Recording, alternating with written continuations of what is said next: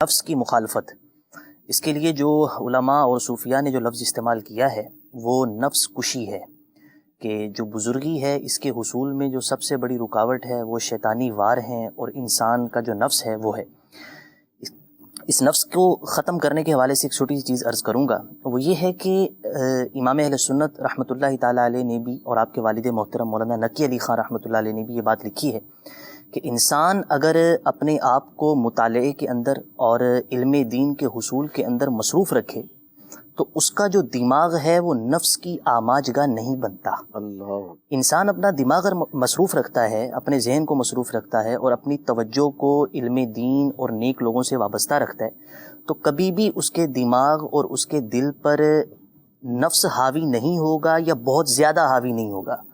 ہوتا یہ ہے کہ جب ہم اپنے دماغ کو خالی رکھتے ہیں اور اچھی چیزوں سے دور کر دیتے ہیں، اور اسی طرح اپنے دل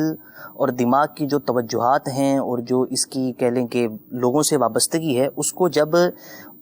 بالکل فضول چیزوں سے مصروف بھر لیتے ہیں ان چیزوں کو تو اس سے جو ہے وہ پھر ہمارا دماغ نفس کی آماج گاہ بنتا ہے۔ جب دماغ نفس کی آماج گاہ بنتا ہے تو پھر پورے وجود کی جو ایک کمانڈ دماغ دے رہا ہوتا ہے نا، وہ پھر نفس اپنے مطابق کرتا ہے اور گناہوں کا اس بندے سے صدور ہونا شروع ہو جاتا ہے اور وہ بندہ گناہوں کے ارتکاب میں پڑ جاتا ہے۔ تو نفس کی مخالفت کے لیے آپ نفس کشی کو اپنائیے، اور نفس کشی کا جو سب سے بہترین طریقہ ہے وہ اپنے آپ کو اچھی چیزوں میں مصروف کرنا ہے۔ وہ مطالعے میں مصروف کر لیں،